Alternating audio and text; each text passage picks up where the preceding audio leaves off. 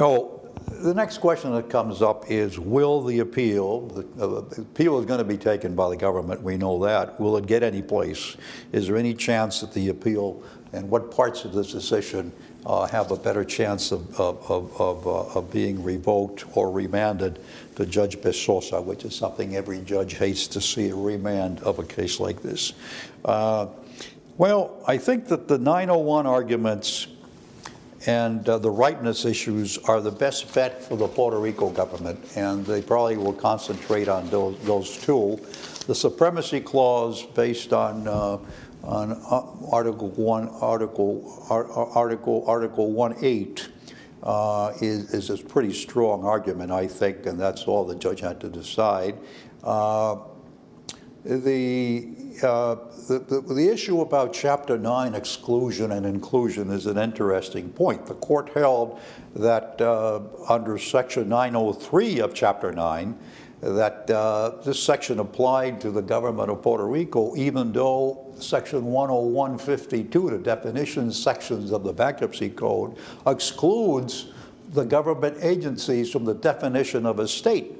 For purposes of Chapter 9, of course. So here you are, Judge Besosa is saying Chapter 9 doesn't apply to Puerto Rico, you're excluded, but Section 903 of Chapter 9 applies to you, so you can't, so the field is occupied, he says, on that basis. So you're not excluded under 903 of the Act, which limits the powers of the police power to pass restructuring only if it has the consent of bondholders. But it does apply to preempt Puerto Rico, he says, from passing its own laws. And that's where maybe the appeals court will concentrate on the ripeness and the 903 application and 10152 application and the decision that was written by Judge Besosa. Other questions that come up is, why has Puerto Rico been left out of Chapter 9? Because we have an act in Congress that's been presented to Congress to amend Chapter 9 of the Bankruptcy Code to allow the Puerto Rico municipal entities and government entities, not the states. The states can't file no Chapter 9, but entities, municipalities, and municipal entities can file. Why has Puerto Rico been left out? Why this discriminatory treatment against Puerto Rico, and by the way, against the District of Columbia? Both are mentioned by name in this exclusion. Why can't this territory of Puerto Rico file under Chapter 9 like Detroit has, like Jefferson County in Alabama has, like counties in California, Pennsylvania, Rhode Island, all have filed, Detroit is the last example, under Chapter 9, and gotten relief, been able to modify the conditions of at least, not so much of the principle of the notes, but at least modify the repayment plans on some of these notes. But maybe the answer is, and I don't think anybody really knows, there's nothing in the legislative history of Chapter 9 and 10152 that says why Puerto Rico has been left out, but you can surmise that maybe because Puerto Rico has a triple tax exemption, which has been so profitable to bondholders in the past, that maybe that's the reason why they decided not to give Puerto Rico treatment under Chapter 9. Maybe it's just a form of discrimination. Maybe it was a distrust of the people running the territory of Puerto Rico, and the thought that they may not give bondholders from other parts of the U.S. The same rights that they would give the local utilities. In any event, we have now a bill presented in Congress to amend U.S. Code 11 U.S.C. Chapter 9, and in a way, the Besosa's opinion may trigger some action from Congress. There's been other talk by people that the Fed can regulate government entities in Puerto Rico or in any other state and establish a form of a receivership.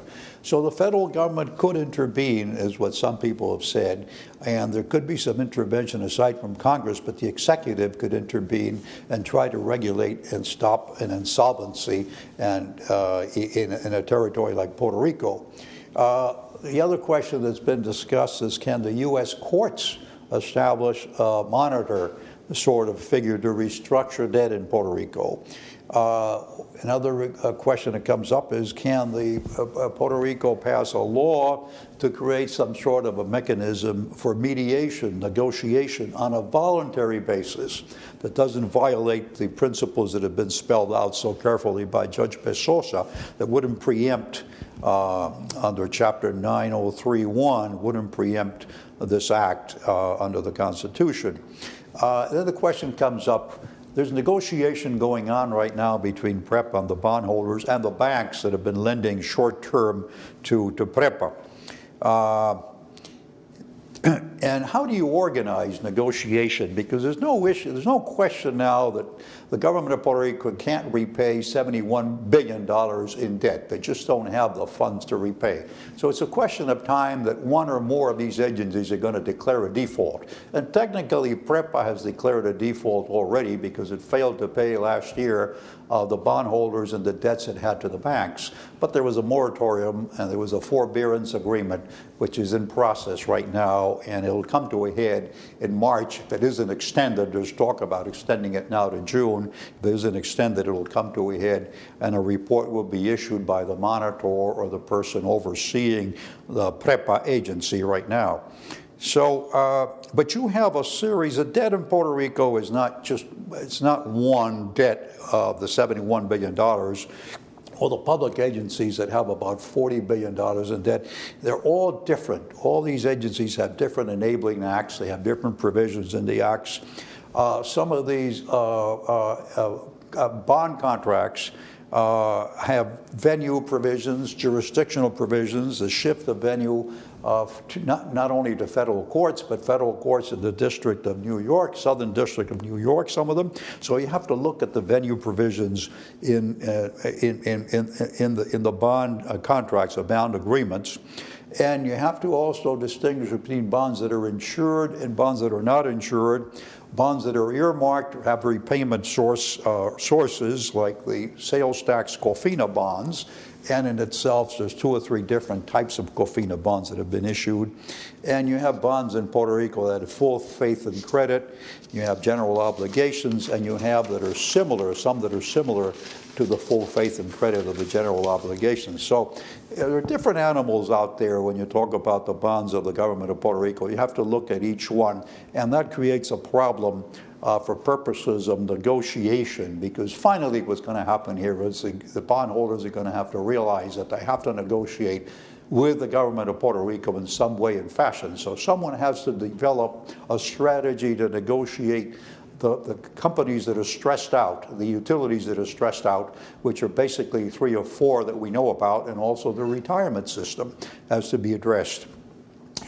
So this makes negotiation very difficult unless a system is worked out, a mechanism is worked out. Now, whether the act has served its purpose, yes, it has served a purpose. It already forced bondholders, banks, and even PREPA to the table.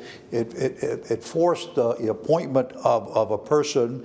It gave a breathing spell to PREPA, of course, to the payments that were due last July and August to the banks and to the bondholders. It created a space to negotiate. It brought everybody to the table. Although Judge Besosa's opinion weakens the position of the government of Puerto Rico in some way, the fact that they're going to appeal gives them, in a sense, a second bite at the apple. It's still a threat. The Bankruptcy Act of Puerto Rico, it's still a threat. It still could be reversed by the circuit court. It's still alive.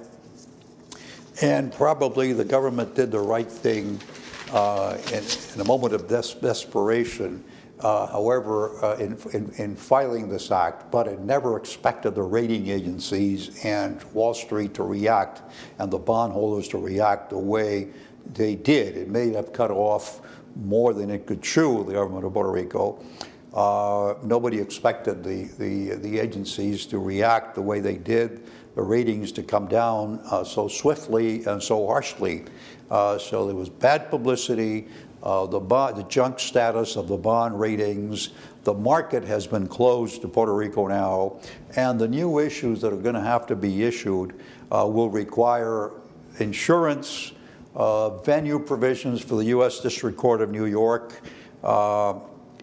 probably indexed yields, very high rates, and earmarked repayment, very strict earmarked repayment terms, and probably government GO-type full faith and credit, or some sort of guarantee that they will be repaid. So it's been quite a saga. Constitutional history has been made with this case. You're stepping into minefields, really, when you talk about these issues, and we don't know, it's not ended yet. It's still in the process of developing. It's going to take a lot of good faith, a lot of good people together on the table to work out the very serious state of the economy of Puerto Rico. And that's where people should concentrate, not in the courts. This is not going to be solved by the judicial system. This is going to be solved by negotiations. And that's where we should concentrate on. Thank you.